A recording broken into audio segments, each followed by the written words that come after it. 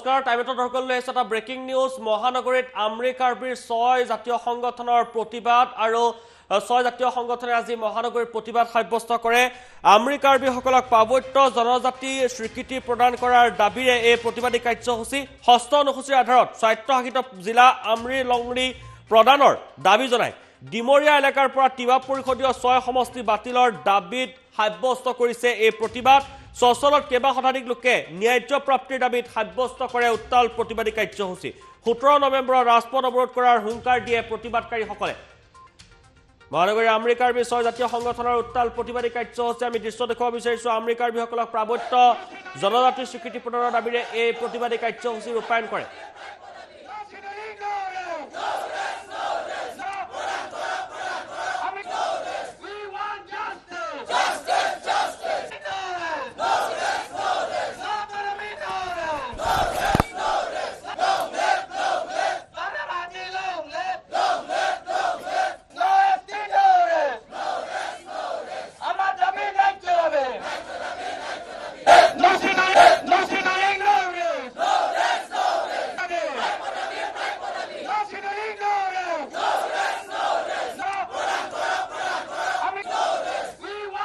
আজি মূলত আমি মুখ্যত 4টা কাৰণত আমি এই ধৰণৰ কাৰ্যসূচী ৰূপায়ণ কৰা হৈছিল প্ৰথমটো দাবী হৈছে পাহাৰ কাৰ্বি আংলং আৰু ডিমা হাছাৰ বাহিৰত যিসকল কাৰ্বি লোক আছে আমৰি কাৰ্বি হিচাপে আমি পাহাৰীয়া জনজাতি মৰ্যাদা আমি বিচাৰি আছো 1982 পৰা আজি মেমৰেণ্ডামখন 1982 মেমৰেণ্ডাম মোৰ হাতত আছে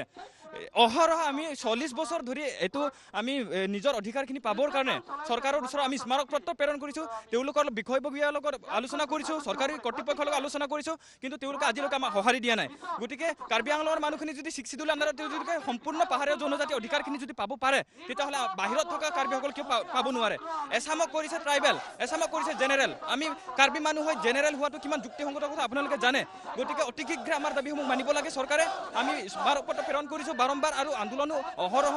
আন্দোলন গঢ়ি তুলিছো আৰু অনাগত দিনতো আমি আন্দোলন কাৰ্যসূচী ইতিমধ্যে ৰূপায়ণ কৰাৰ বাবে সিদ্ধান্ত গ্ৰহণ কৰিছো আৰু দ্বিতীয়টো দাবী হৈছে আমৰি কাৰ্বিসকলক কাৰ্বি আংলং আৰু ডিমা হাছাৰ বাহিৰত যিসকল কাৰ্বি লোক বসবাস কৰি আছে এতিয়াও অট'নমাছ কাউন্সিল আণ্ডাৰত নহয় আমাক নগণ্য এটা ডেভেলপমেণ্ট কাউন্সিল দিয়া হৈছে য'ত নেকি আমৰি কাৰ্বি লোকৰ যিখিনি সা সুবিধা হ'ব লাগে তাত একো কামেই নহয় গতিকে আমি অলপ হিউজ এমাউণ্ট লাগে আমাক অট'নমাছ কাউন্সিল লাগে আমাৰ স্বায়ত্তশাসিত জিলা আমি আমৰি লংৰি হিচাপে আমি দাবী কৰি আহিছোঁ 1982 পৰা গতিকে অতি শীঘ্ৰে সেই দাবীটো পূৰণ কৰিব লাগে আৰু তৃতীয়টো দাবী হৈছে তিৱা নিৰ্বাচন মৰিগাঁৱৰ পৰা ডিমৰীয়ালৈকে তেওঁলোকে এক্সটেনশ্যন কৰিব বিচাৰিছে কিন্তু ডিমৰীয়া এটা দুৰ্ভাগ্য বিষয় তাত তিৱা পাৰ্চেণ্টেজ কেৱল 6% আৰু আমাৰ আমৰি কাৰ্বি আছে 30% আৰু আদাৰ আছে 65% কিন্তু নীতিগতভাৱে তেওঁলোকে তাত নিৰ্বাচন অনুষ্ঠিত কৰিব নোৱাৰে গতিকে আমি 2010 চনত PIL কৰা হৈছিলে চৰকাৰে আমাক ৰায় দিছিলে PIL ক্ষেত্ৰত উচ্চতম ন্যায়ালয়ে আমাক ৰায় দিছিলে যে নীতিগতভাৱে তেওঁলোকে ইয়াতে পাতিব নোৱাৰে যদি তেওঁলোকে তিৱা নিৰ্বাচন পাতিব খোজে তেতিয়াহ'লে 50-50 হ'ব লাগিব কিন্তু তেওঁলোকে যেহেতু 6% গতিকে নীতিগতভাৱে পাতিব নোৱাৰে আৰু এটা কথা চৰকাৰে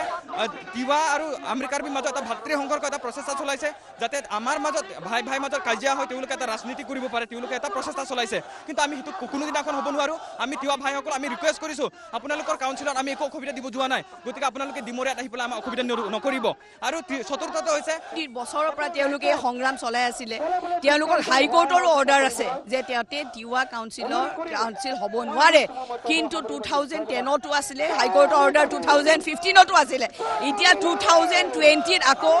তিৱা কাউন্সিল তেওঁলোকৰ ওপৰত জাপি দিব খুজিছে য'ত তিৱা মানুহসকল 30% আছে আৰ্মি কাৰ্বি 70% আছে সেইটো লৈ পেলাই তেওঁলোকে প্ৰতিবাদ কৰিছে আৰু তেওঁলোকক যিটো ST ষ্টেটাছ তেওঁলোকে পাব লাগে কাৰ্বি বুলি ক'লে গোটেইখিনি এটা কাৰ্বিৰ ভাগ আছে 3টা এওঁলোক হ'ল আমৰি কাৰ্বি গতিকে তেওঁলোক ইয়াতে প্লেইনছত থাকিলে কাৰণে হিলছখিনিয়ে কাৰ্বি আংলঙৰ ষ্টেটাছ পালে এওঁলোকে কোনো ধৰণৰ সা সুবিধা যিখিনি পাব লাগে ST ষ্টেটাছৰ তেওঁলোকে কোনো ধৰণৰ সুবিধা পোৱা নাই এই ভাগ বিতৰণ এটা জাতিৰ মাজতে কিয় কৰিব ধৰিছে জাতি মাটি ভেটি কৰি পেলাই আহিছিল না এই চৰকাৰখন তেওঁলোকে এই খাজি খোৱা এই থলুৱা মানুহখিনিৰ কথা যদি চিন্তা নকৰে আজি ৰাতিপুৱা 7টা বজাৰ পৰা এই গোটেই মানুহ সোণাপুৰ বৰ্ণিহাটৰ পৰা আহি কিয় গুৱাহাটীত তেওঁলোকে আজি আন্দোলন কৰিব লগা হৈছে এই খেতিৰ সময়ত তেওঁলোকৰ প্ৰাপ্য চৰকাৰে দিব লাগিব মুখ্যমন্ত্ৰীয়ে শুনিব লাগিব আজি এইটো তেওঁলোকৰ 4 নম্বৰ প্ৰতিবাদ মুখ্যমন্ত্ৰীয়ে যদি নুশুনে তাৰ কাৰণে তেওঁলোকে আজি 17 তাৰিখে যিটো পথ অৱৰোধ কৰাৰ উপৰিও তাতকৈ আৰু যি জংগী কৰিব লাগে কৰিব আমাৰ ৰাইজৰ দল তেওঁলোকৰ লগত সদায় আছো সদায় থিয় হ'ম আজি অখিল গগৈৰ নেতৃত্বত যিটো ৰাইজৰ দল আজি কৃষক মুক্তি সংগ্ৰাম সমিতি তেওঁলোকৰ লগত যেতিয়া আমি যিহেতু আমি সদায় থলুৱা মানুহৰ কাৰণে কাম কৰি আছো আজি এওঁলোকৰ কাৰণেও যিমান যুদ্ধ দিব লাগে আমিও কৈছো তেওঁলোকৰ লগত সদায় থিয় হয় তেওঁলোকৰ প্ৰাপ্য নোপোৱালৈকে আমিও তেওঁলোকৰ লগত থাকিম আৰু তেওঁলোকৰ কাৰণে আমি যি যুদ্ধ আইনী যুদ্ধ হওক আজি পাৰ্লিয়ামেণ্ট এছেম্বলিটো যদি আমি যুদ্ধ আজি আমাক এটা জাতীয় পাৰ্টি লাগা কিয় হৈছে আজি আমাৰ কংগ্ৰেছকেও তেওঁলোকে দিছিলে কংগ্ৰেছে নুশুনিলে আজি তেওঁলোকৰ কথা আজি বিজেপিয়ে নুশুনিলে তেওঁলোকৰ কথা কাৰণ তেওঁলোকে ভূমিপুত্ৰৰ বিষয়ে কি জানিব আজি মোৰ মানুহে কিয় কাগজৰ ফাইল লৈ পেলাই দৌৰি থাকিব লগা হৈছে আজি বনিয়াই কিয় আমাৰ মাটি ল'ব পাৰে আজি বঙালী আজি বাহিৰৰ মানুহে কেনেকৈ মাটি ল'ব পাৰে আৰু মোৰ এই থলুৱা ককা আৰু আইতাহঁতে পুৰণি দিনৰ আজি 100 বছৰ আগৰ মাটিৰ পট্টা লৈ পেলাই আজি মোক অধিকাৰৰ কাৰণে যুদ্ধ কৰিছে তাৰ নিচিনা লাজৰ কথা নাই সৰ্বানন্দ সোণোৱাল আপুনি শুনক এওঁলোকৰ কান্দোন আপুনি শুনক এওঁলোকে আজি কিহৰ কাৰণে আজি ইয়াতে আহি পেলাই নোখোৱা নোবোৱাকৈ ভোকত থিয় হৈ থাকিব লগা হৈছে আপুনি তেওঁলোকৰ ৰক্ষাবেক্ষণ বুলি যদি কয় আমি মুখ্যমন্ত্ৰী এজনক কিয় লাগে আমাৰ কাৰণে থিয় হ'বৰ কাৰণে আমাৰ কাৰণে মাত মাতিবৰ কাৰণে আৰু অতুল বৰা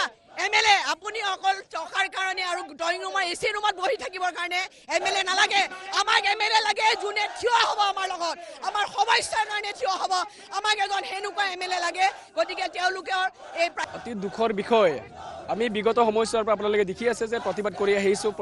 আহিছোঁ কিন্তু অসম চৰকাৰৰ পৰা এতিয়ালৈকে সহানুভূতি দিয়া নাই ইয়াতকৈ আৰু দুখৰ বিষয় এটা আছে যে আমি সচলৰ ধৰ্ণাস্থলীত আজি হাজাৰ হাজাৰ মানুহ আহি আন্দোলন কৰিবলগীয়া অৱস্থা হৈছে এই আন্দোলনৰ সময়ত আমাৰ যেটো আমেৰিকাৰবিসকলৰ যেটো খেতি কৰি উপাৰ্জন কৰি জীৱন নিৰ্বাহ কৰি আহিছে গতিকে খেতিৰ চপোৱাৰ সময়ত আমি এৰি বয়োজ্যেষ্ঠ ব্যক্তিসকলে মহিলাসকলে আহি আজি আন্দোলনৰ সহযোগিতা কৰিবলগীয়া বাধ্য হৈছে এই আমাৰ যেটো দুখৰ ইয়াৰ সমান দুৰ্ভাগ্য আৰু ইয়াৰ সমান অসম চৰকাৰৰ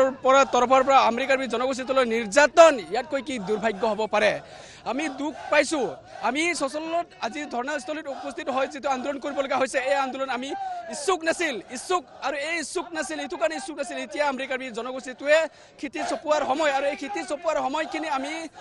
গোটেই ৰাইজে চপোৱাৰ সময়ত এৰি আজি ৰাইজৰ গোটেই কামখিনি এৰি ধান কৰোৱা সময় কাম এৰি আজি সচলত ধৰ্ণাস্থলীত উপস্থিত হ'বলগীয়া হৈছে ইয়াত কৈ দুৰ্ভাগ্য